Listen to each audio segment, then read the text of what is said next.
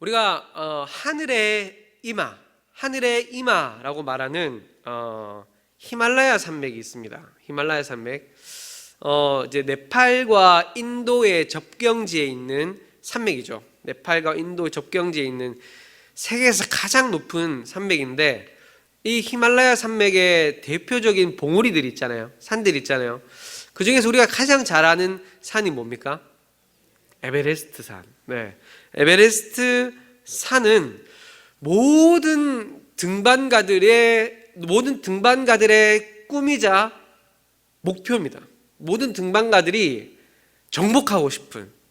그래서 이 8,848m의 이 높은 봉우리는 최초로 등정을 시작했을 때부터 지금까지 거의 5,000명이 넘는 사람이 산에 이제 등정을 했어요. 그리고 에베레스트 정상 가까이에 대략 한 300명 정도의 사망자가 발생을 했습니다. 이제 매년 사망자가 나온대요. 매년. 그런데도 사람들이 계속 도전을 하는 거죠. 이 에베레스트 산에서 사망을 하는 대표적인 경우는 무엇 때문에 사망을 할까요? 추락해서? 주워서? 어떻게 하셨어요? 가보셨습니까? 네. 에베레스트 산의 사망 원인, 대표적인 원인 첫 번째가 뭐냐면 잠깐 자다가 죽는 거예요. 그러니까 이제 잠깐 자다가 동사하는 거죠. 그리고 몸에 좀 부상을 당해서 좀 쉬자 그래서 잠깐 눈을 붙였는데 영원히 깨어나지 못하게 되는 겁니다. 그런데 그 시신들을 수습하기가 굉장히 힘들어요. 시신들을 수습하려면 대략 5천만 원에서 9천만 원 정도의 비용이 들고, 그리고 시신 한 구가 왜냐하면 사람 몸만 있는 게 아니라 막 옷들과 장비들을 시신이 착용하고 있잖아요. 그래서 시신 한 구가 대략 100kg 이상 정도 되는 무게를 가지고 있답니다.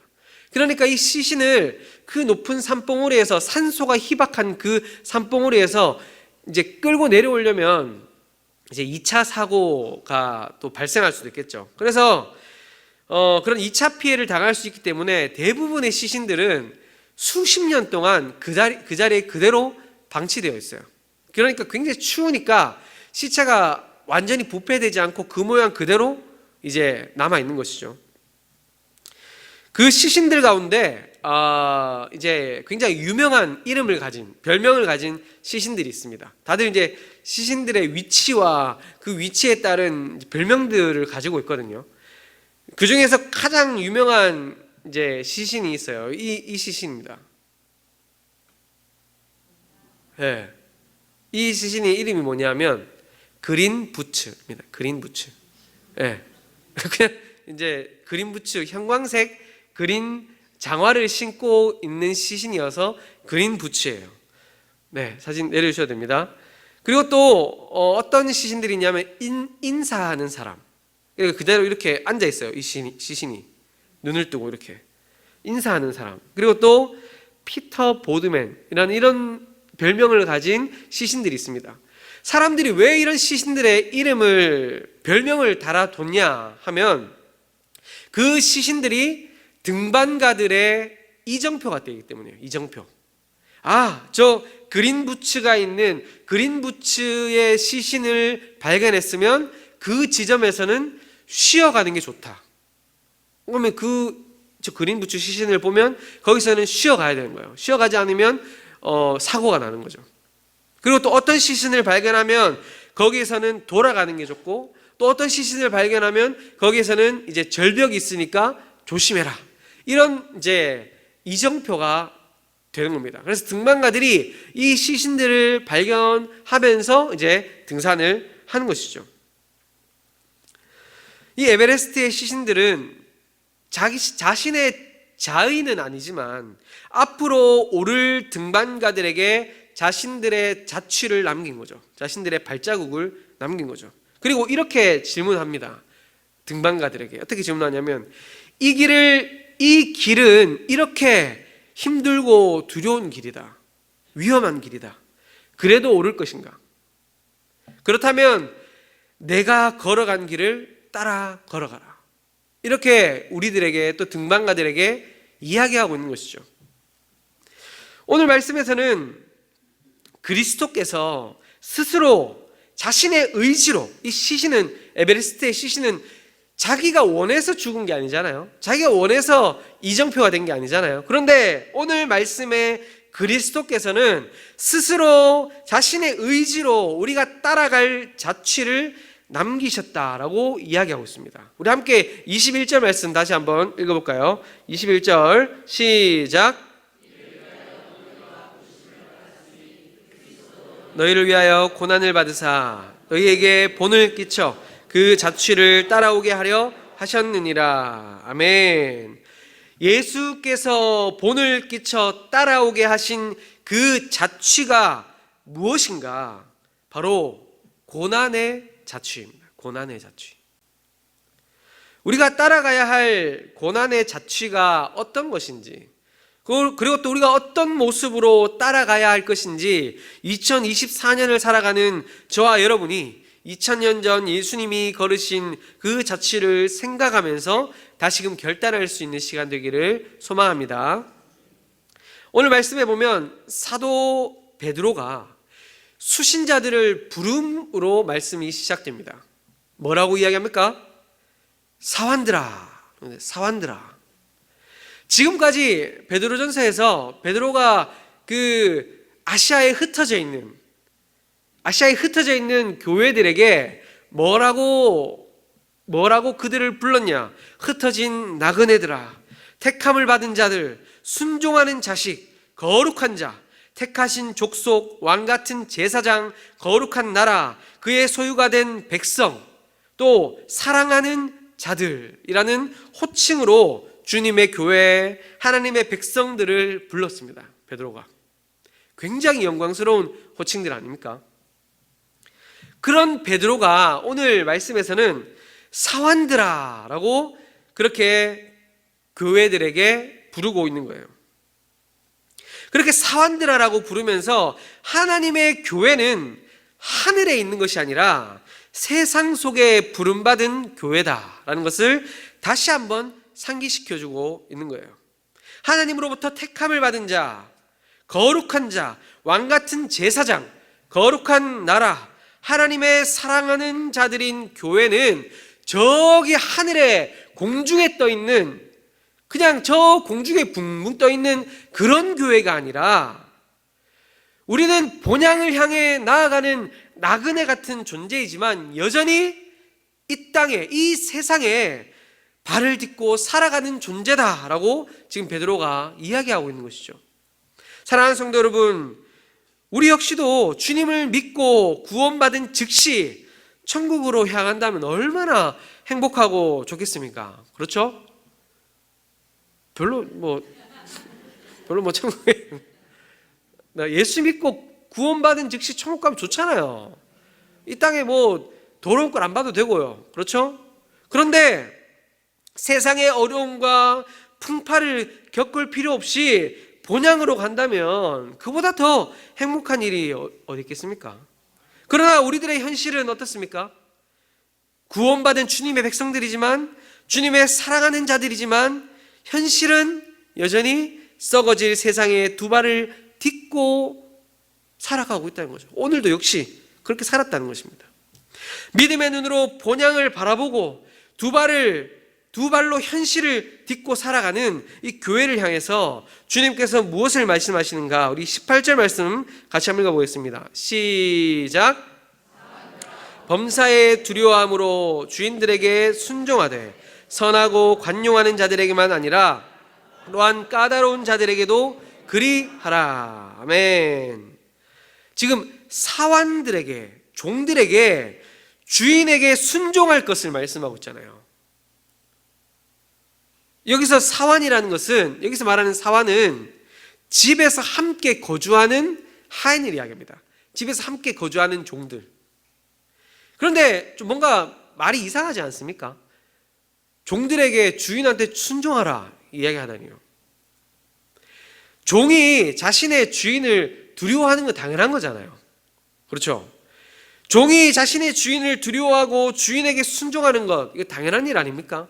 그런데 왜 베드로는 종들에게 순종하라라고 그렇게 말씀하고 있을까요? 그것은 지금 베드로가 이 베드로전서의 수신자들을 종으로서가 아니라 그리스도 안에서 자유함을 얻은 자유인으로서 지금 말씀하고 있는 거예요. 자유인으로서. 너희가 예수 믿기 전에는 원래 종이었으니까, 뭐 예수 믿었다고 해서 종이 아닙니까? 아니잖아요. 예수 믿기 전에도 종이었고 예수 믿고 난 뒤도 종이에요. 근데 예수 믿기 전에는 종이니까 어쩔 수 없이 주인을 두려워하고 주인에게 순종했지만, 이제는 그리스도인으로서 하나님 앞에 자유함을 얻었으니까 이제는 자유함으로 순종하는 거예요. 자유함으로. 완전히 다른 이야기죠. 2장 16절에서 17절에 주님의 교회가 가진 자유를 이미 말씀했습니다. 우리 같이 한번 읽어보겠습니다. 시작.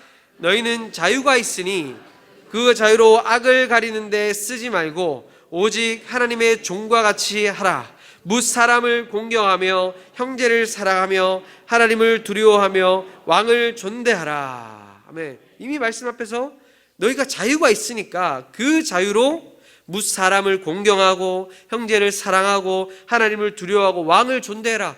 세상의 권력자들에게 너희가 순종해라. 자유로, 너희가 받은 자유로 이야기를 한 거예요.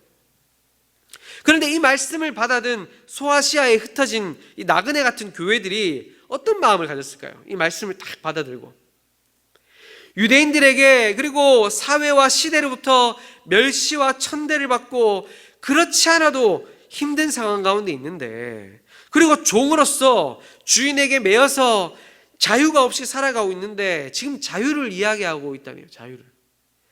거기에 더 나아가서 지금 베드로가 말하고 있잖아요. 선하고 관용하는 자들에게만 아니라 또한 까다로운 자들에게도 그리하라.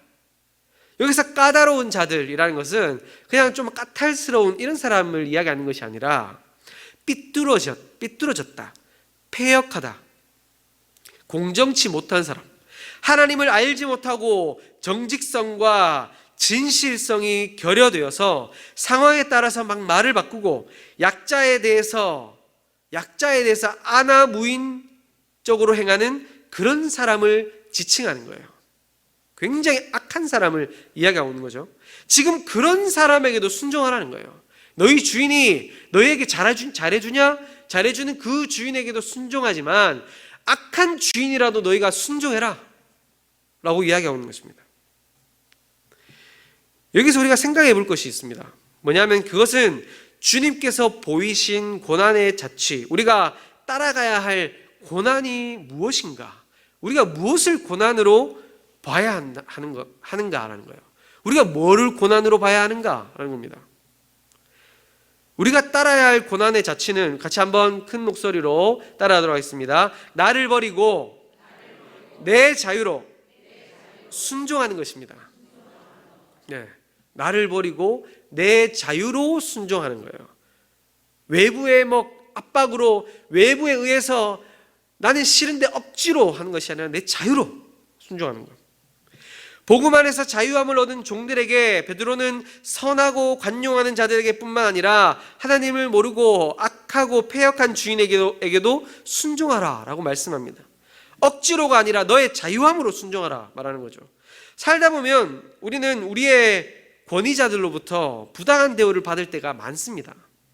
가정에서, 직장에서, 인간관계 안에서 부당하게 내 의지와 다른 지시, 대우를 받을 때가 참 많아요. 그렇죠? 제가 신방을 하다 보면 이제 저희 시대 때 다른 이야기들을 많이 듣잖아요. 여기 특히 우리 계신 권사님들 이야기를 들어보면 참 힘든 이제 시집살이들 많이 하셨잖아요. 그렇죠? 우리가 상식적으로 정말 이렇게 뭔가 말이 안 되는 것 같은데도 순종해야 되는 그런 상황들. 참 힘든 그런 시대를 살아오셨다. 그런 이야기들을 많이 듣습니다.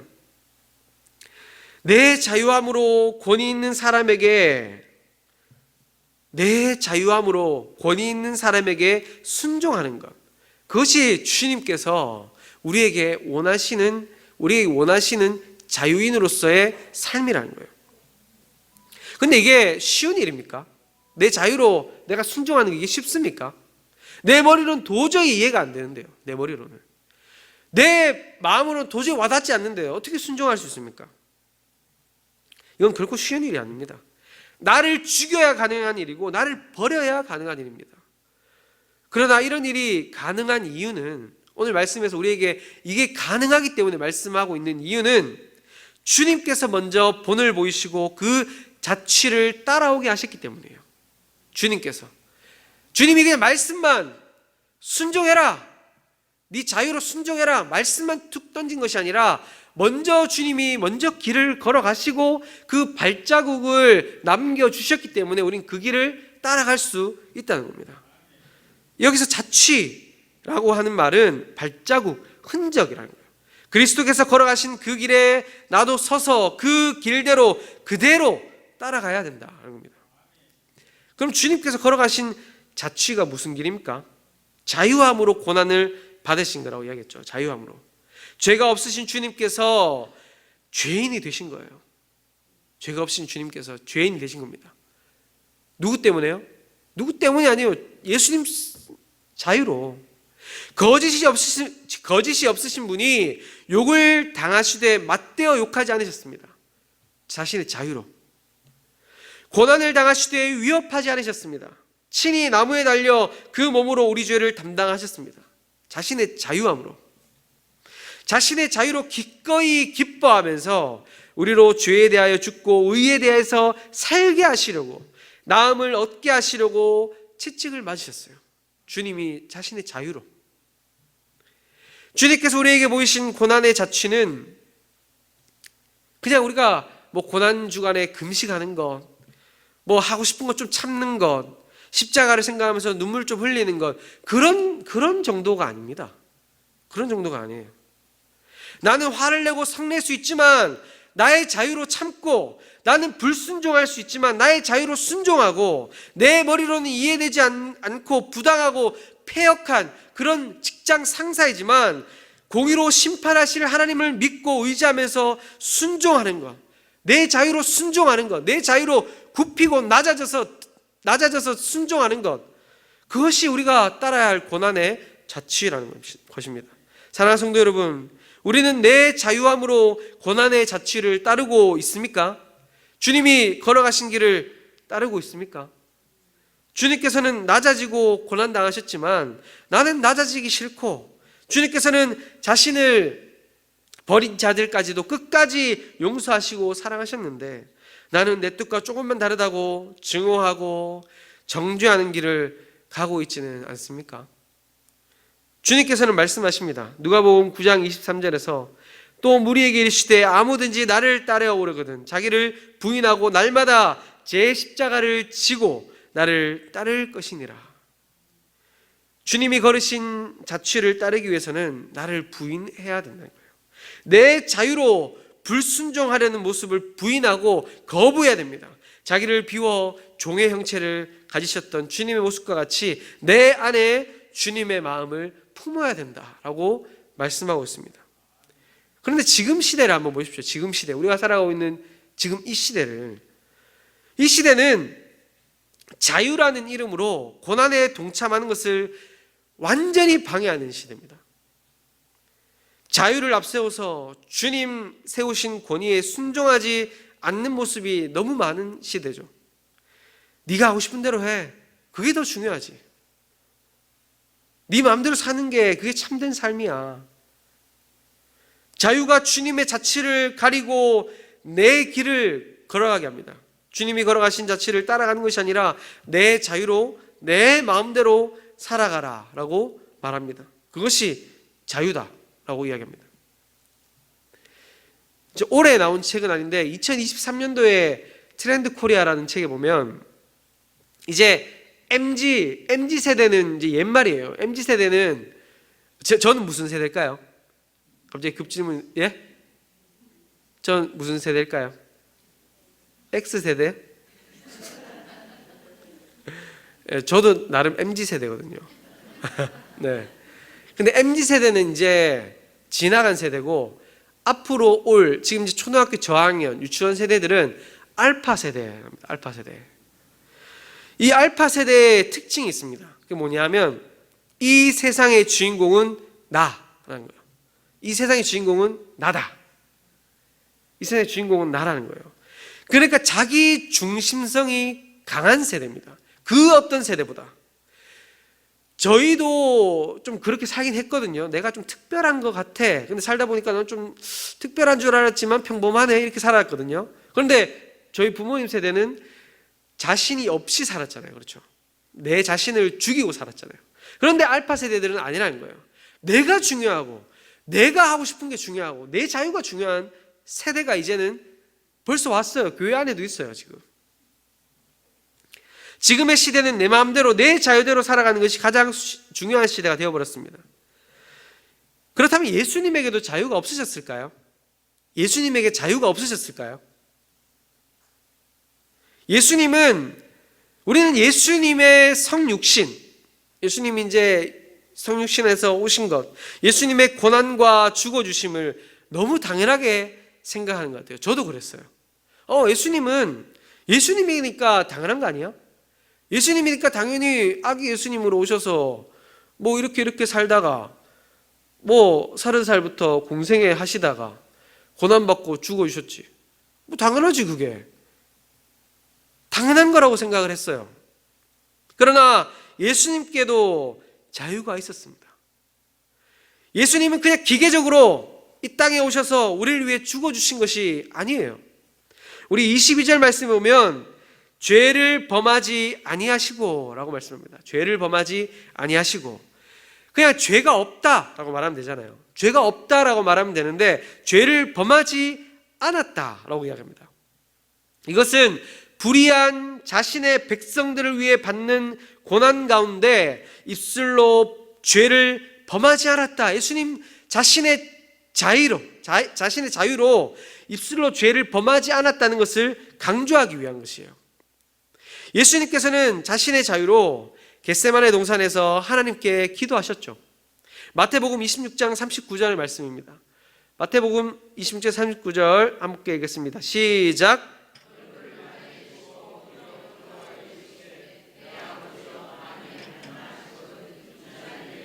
지나가게 하옵소서. 아멘. 지금 예수님이 자신의 자유로 뭘 하십니까? 기도하셨잖아요. 땀방울이 핏방울이 되도록 기도하면서 씨름하지 않으셨습니까? 이 잔을 옮겨주실 수 없습니까, 아버지? 마태복음 26장 53절에서는 또 이렇게 이야기합니다. 함께 읽어보겠습니다. 시작. 너는 내가 내 아버지께 구하여 지금 12군단 더 되는 천사를 보내시게 할 수 없는 줄로 아느냐. 아멘. 지금 예수님을 잡으러 오는 그 무리들 앞에서 예수님이 지금 뭐라고 이야기하십니까? 이 부당하게 잡혀갈 그때 자신의 자유로 이것을 충분히 이겨내고 뿌리칠 수 있다. 그런데 자신의 자유로 그걸 하지 않으셨다라는 것을 이야기하고 있는 것이죠. 그러나 예수님께서는 온전한 자유를 하나님께 드리신 것입니다. 하나님의 뜻에 자신의 자유로 기꺼이 자신의 자유를 드려서 순종하신 것이죠. 그리고 더 나아가서 그 입에 거짓도 없으시며 라고 말씀합니다. 주님은 자기 백성을 위한 고난 가운데 죄를 짓지 않으셨고 그 입속에 속이는 말이나 거짓조차 찾을 수 없었다라는 것을 강조하고 있어요. 여러분 한번 생각해 보십시오. 여러분들을 미워하는 사람 여러분들 변론해주고 싶으십니까? 우리 성도님들 너무 다 천사 같으셔가지고 다들 감싸주시고 싶으실 것 같은데 저는 안 그렇거든요. 저를 미워하고 제가 막 증오하는 사람, 저를 막 뒤에서 험담하는 사람 있으면 제가 막 변론해주고 싶지 않잖아요. 막 거짓말해서라도 어떻게든지 끌어내리고 싶죠. 그런데 예수님께서는 불의한 고난을 받을 때 사람은 누구나 자신의 정체성을 부인할 유혹을 받게 되는데 예수님께서는 그런 불의한 상황 앞에서도 입술로 죄를 범하지 않으셨다라고 이야기합니다. 그런데 이 말씀을 쓰고 있는 베드로는 어땠습니까? 베드로 자신은 거짓말했잖아요. 고난 앞에서, 고난 당할 상황에서 거짓말했지 않습니까? 한 입으로 두 말 했죠. 그리스도를 따르는 당연한 고난을 직면했을 때 주는 그리스도시요 살아계신 하나님의 아들이십니다라고 자기 입술로 고백해 놓고는 주님을 3번이나 부인하고 저주하면서 그 입술로 거짓말했지 않습니까? 오늘날은 어떻습니까?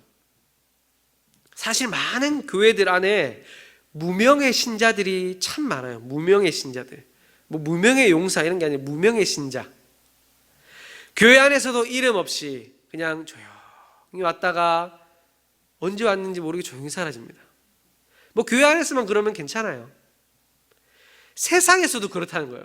세상에서도 그리스도인임을 숨기고 살아가는 성도들이 참 많습니다.